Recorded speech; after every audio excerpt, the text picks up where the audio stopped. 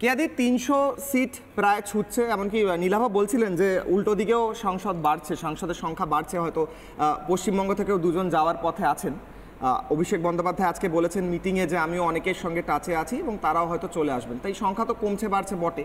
কিন্তু আমার প্রশ্ন অন্য জায়গায়। মল্লিকার্জুন খাড়গে স্পষ্ট করলেন যে আমরা লড়াই চালিয়ে যাব, স্পষ্ট খানিকটা করলেন বিরোধী দলের জায়গা থেকেই হয়তো তিনি লড়াইটা চালানোর কথা বলছেন, অর্থাৎ সরকার নরেন্দ্র মোদিরই হচ্ছে। দেখুন, সবার আগে আমি বলে রাখি রিপাবলিকের মাধ্যমে, রিপাবলিক বাংলার মাধ্যমে, যে তৃতীয়বারের জন্য মোদি সরকার এবং প্রতিবার আমাদের যারা এনডিএ শরিক দল রয়েছেন তারা এটা সর্বসম্মতিক্রমে মেনে নিয়েছেন যে তাদের সংসদীয় নেতার নাম নরেন্দ্র মোদি। তার নেতৃত্বেই তৃতীয়বারের জন্য ভারতীয় জনতা পার্টি এবং এনডিএ সরকার গঠন করছে। আগামী ২-৩ দিনের মধ্যে সম্ভবত ৮ তারিখে মাননীয় প্রধানমন্ত্রী নরেন্দ্র মোদি শপথ গ্রহণও করবেন। আসলে বিষয়টা হলে মনিদা, আমি আপনাকে আটকাইনি, প্লিজ বিজেপিও করছে, অসভ্যতা আমি করবেন না, আটকাবেন প্লিজ, আটকাবেন না। আরে আমি আপনার জ্বলনটা বুঝতে পারছি, জেলুসিল দিয়ে দেব। আরে প্রোগ্রামের শেষে জেলুসিলটা পেয়ে যাবেন, চিন্তা নেই, জেলুসিল পেয়ে যাবেন, চিন্তা নেই। প্লিজ ডিবেটটা ডিস্টার্ব করবেন না। আপনার দল অসভ্য, আপনারা ভোট পরবর্তী হিংসা করছেন আমি জানি, কিন্তু এখানে অন্তত সন্ত্রাস করবেন না, তাহলে পাল্টা সন্ত্রাস হবে, আমি বলে রাখছি। ভার্বাল সন্ত্রাস, অসভ্য বললে আমরা অবজেকশন দেব না, কারণ এইজন্য আমরা জিতবো। একদম কোনো পাল্টা যায় না, হবে না, ভার্বাল সন্ত্রাস পাল্টা হবে।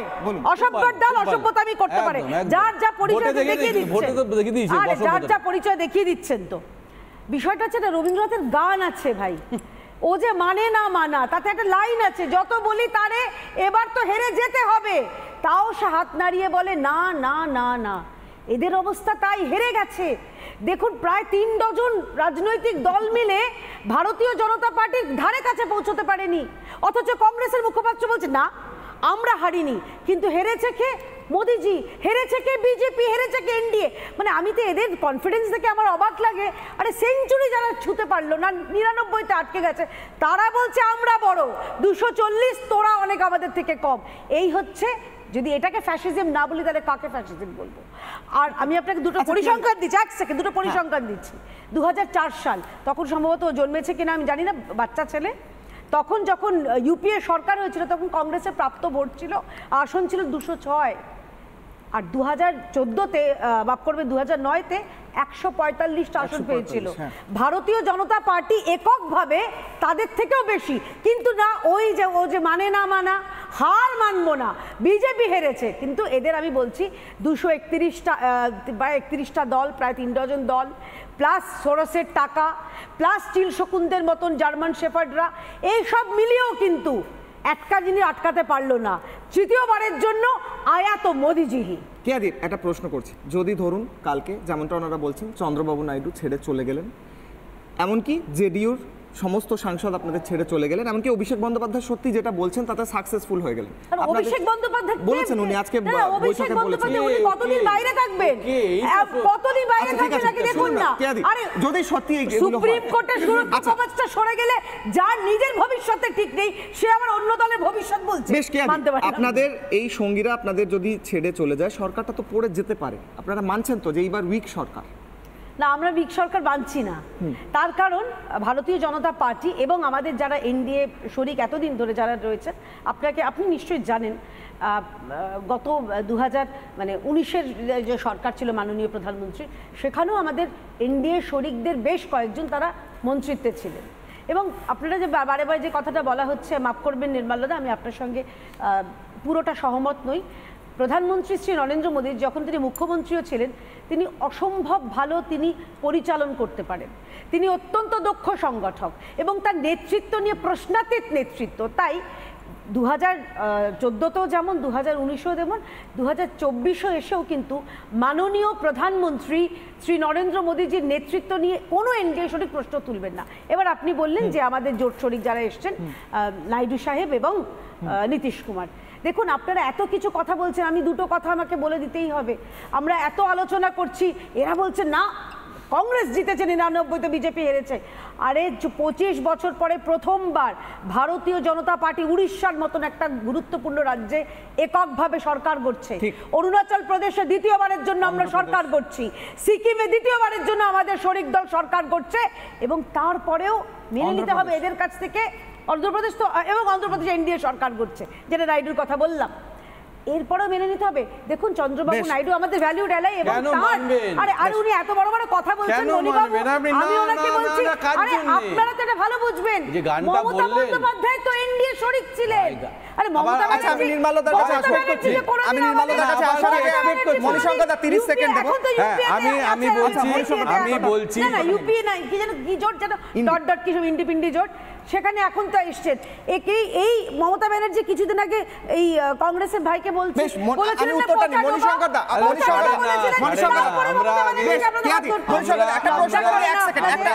প্রশ্নটা করেনি আপনি। একটা হচ্ছে বিজেপির সরাসরি গভর্নমেন্ট, এই যে গভর্নমেন্টটা হতে চলেছে এটা BJP led government, number 1। Number 2 হচ্ছে জওহরলাল নেহরু, ইন্দিরা গান্ধী, মমতা ব্যানার্জি এবং নরেন্দ্র মোদী, এই চারজনেরই সে অর্থে কোয়ালিশন চালানোর কোনো এক্সপিরিয়েন্স নেই। যে এক্সপিরিয়েন্সটা নরসিংহ রাও, অটল বিহারী বাজপেয়ী, মনমোহন সিং এরা ফেস করেছিলেন। সুতরাং একটা ইউনিটারি গভর্নমেন্ট চালানো আর পাশাপাশি একটা কোয়ালিশন গভর্নমেন্ট চালানো, দুটোর মধ্যে অনেক তফাৎ। মমতা বন্দ্যোপাধ্যায় এখানে যখন প্রথম গভর্নমেন্ট ফর্ম করেছিলেন বেঙ্গলে, তখন কংগ্রেসের সঙ্গে একটা কোয়ালিশন ছিল, সেটা বেশি দিন থাকেনি, ভেঙে গেছিল। কিন্তু কোয়ালিশন চালাতে গেলে বহু রকম নাম্বারসের খেলা হয়। আপনি যে কথাগুলো বলছেন বহু রকম ইকুয়েশনের খেলা হয়। সবথেকে বড় কথা হচ্ছে যে ভারতবর্ষে এখন 1 নম্বর লার্জেস্ট পার্টি হচ্ছে বিজেপি, নাম্বার গেম। কিন্তু সেকেন্ড লার্জেস্টটা হচ্ছে ঠিক তার উল্টো দিকে যিনি দাঁড়িয়ে আছেন, সমাজবাদী পার্টি। থার্ড লার্জেস্টটা হচ্ছে ঠিক তার উল্টো দিকে দাঁড়িয়ে আছেন ডিএমকে, টিএমসি। সুতরাং সেকেন্ড, থার্ড, ফোর্থ এই যে পুরো ল্যাডারে আপনি যদি দেখেন, আদার দেন বিজেপি, আর তারপরে সেকেন্ড হচ্ছে কংগ্রেস, তারপরে বাকিরা, এরা কিন্তু সবাই নরেন্দ্র মোদীর ঠিক উল্টো দিকে দাঁড়িয়ে আছে। ঠিক। সুতরাং সেই দিক থেকে একটা জিনিস মনে রাখতে হবে যে ইকুয়েশনটা, এই যে আপনি যে বলছেন না নাম্বার ইকুয়েশনটা, নাম্বার ইকুয়েশনের অ্যাডভান্টেজে নরেন্দ্র মোদী অনেকটাই এগিয়ে আছেন। বেশ, তার কারণ যদি 1 মিনিট বলে নি, যদি এরা এগিয়ে যায়, এই যে সেকেন্ড, থার্ড, ফোর্থ, ফিফথ এরা যদি এগিয়ে আসে, তাহলে কিন্তু এনডিএ কোয়ালিশনে যারা এসেছেন, ধরুন আজকে নীতিশ কুমার কিংবা ধরুন আজকে টিডিপির চন্দ্রবাবু নাইডু, তারা কিন্তু আইএনডিএ কোয়ালিশনে গেলে 6 কিংবা 7-তে চলে যাবে। এখানে যারা সেকেন্ড এবং থার্ডে আছে, বুঝতে পারছেন, খুব গুরুত্বপূর্ণ। সুতরাং সেটা দাঁড়ান শেষ করে নিতে দিন। সেইটা যদি হয় সেকেন্ড, থার্ড হয়ে আমার বার্গেনিং পাওয়ার, 6, 7, 8 হয়ে বার্গেনিং পাওয়ার, দুটোর মধ্যে আকাশ পাতাল ফারাক। ঠিক। সুতরাং এই যে কথাটা বলা হচ্ছে যে ব্ল্যাকমেল হবে, ব্ল্যাকমেল ওরা বেরিয়ে চলে যাবে, এই সম্ভাবনাটা প্রায় নেই বললেই চলে। ঠিক, একদম মেনে হ্যাঁ। নীলাভ যে প্রশ্নটা তুললেন নির্মলদা, যে ওরা তারা আদৌ যাবে, তুমি বলছিলে যে চলে যেতে পারে, আপনার কথার উত্তরে নির্মলদা বললেন তারা যাবে কেন? যদি 7 নম্বর 8 নম্বর দল হয় তাদের কি লাভ হবে? এখানে তারা বার্গেনিং পাওয়ার রয়েছে, তারা মন্ত্রিত্ব পাবে। শুনুন, আমি একটা অঙ্ক বলি, ধরুন 30 সেকেন্ডে। না আমি বলছি 30 সেকেন্ডেই বলছি, অনেকক্ষণ পরে আমি সময় পেয়েছি তো। ধরুন 30-এ পাস, আপনি 27 পেয়েছেন, তখন ওই 27-এর থেকে না 3 নম্বরের গুরুত্বটা বেড়ে যায়, তখন ওই 3-এর বার্গেনিং পাওয়ার 27-এর থেকে বেশি হয়। আমি এইখানেই বলেছি গুরুত্বপূর্ণ। দেখুন, আমি কিন্তু আগেও একবারও বলিনি কে সরকার করছে না করছে, কে কোথায় ভাঙছে। আমি বলেছি পলিটিক্সে আলটিমেটলি কোয়ালিশন গভর্নমেন্ট মানে সেখানে ব্ল্যাকমেলিং এর জায়গা থাকে, সেখানে দরাদরির জায়গা থাকে, সেখানে মন্ত্রিত্ব পাওয়ার জায়গা থাকে। আমি বলছি তো, আমি হালবাক বলছি কোয়ালিশন গভর্নমেন্ট এবং যেই করুক করবে, কিন্তু সেইখানে দাঁড়িয়ে অনেক রকম আলাপ আলোচনার জায়গা থাকছে। আজকে বলুন তো, আলাপ আলোচনার জায়গা না থাকলে কালকে থেকে এখন অব্দি কেন বিজেপি আলাপ আলোচনা করছে? অবশ্যই আলাপ আলোচনার জায়গা আছে।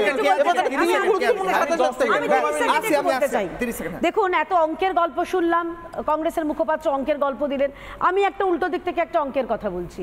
ধরি যদি মেনে নিই ওনার কথা অনুযায়ী যে ওরা যে কোনোভাবে হোক হয় চন্দ্রবাবু নাইডুকে বা নীতিশ কুমারের দলকে নিয়ে গেলেন, তাতেও কি সরকার করতে পারবেন? এদের কাছে সংখ্যা নেই তো।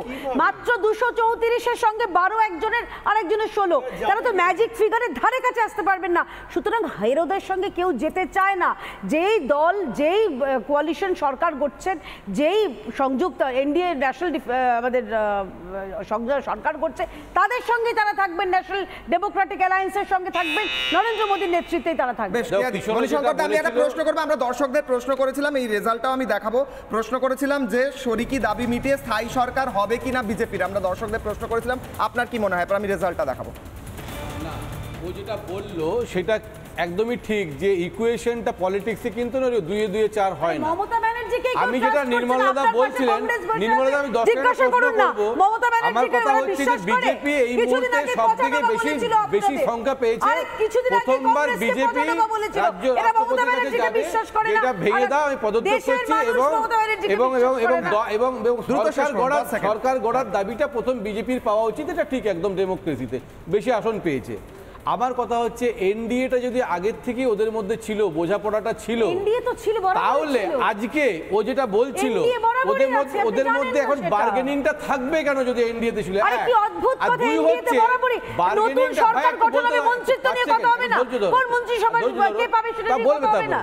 এবার সেটা যদি হয়, তাহলে লাখ সাবান বিক্রি করার মতো, জামা পাবেন বিক্রি করার মতো, একটার সঙ্গে আরেকটা ফ্রি 10 সেকেন্ড অফার দেওয়ার কেন প্রয়োজন পড়ছে বিজেপি? বেশ 10 সেকেন্ডে আসি, একা করে 10 সেকেন্ডে উদাহরণ দিই। এই যে কথাটা বললাম, তার পক্ষে তো মহারাষ্ট্রের গভর্নমেন্ট, বিজেপি সেখানে বড় দল, কিন্তু কেন একনাথ সিন্ডেকে মুখ্যমন্ত্রী করা হয়েছে? আমি বললাম না, ওই 27 আর 3 যোগ হলে 10 সেকেন্ডে, এইটা পলিটিক্সের অঙ্ক। 10 সেকেন্ডে। হ্যাঁ, কংগ্রেস কি করলো? ক্লাসে লাস্ট বয় বিজেপি সেখানে সবথেকে বেশি আসন পেয়েছিল। এক সেকেন্ড, লাস্ট বয়, লাস্ট হেরো বয়, তারা তিনজনে মিলে তারা মহারাষ্ট্র সরকার গঠন করলো, সেইটা তখন ঠিক আছে। তখন কিন্তু ডেমোক্রেসি খতরা মে নেহি হ্যায়। বেশ, নির্মলদা 10 সেকেন্ড।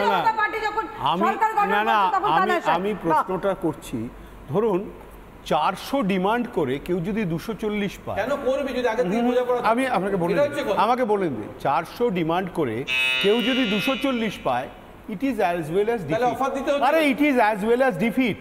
অফার দিতে হচ্ছে, এখানে ডিবেট শেষ করতে হচ্ছে। আমরা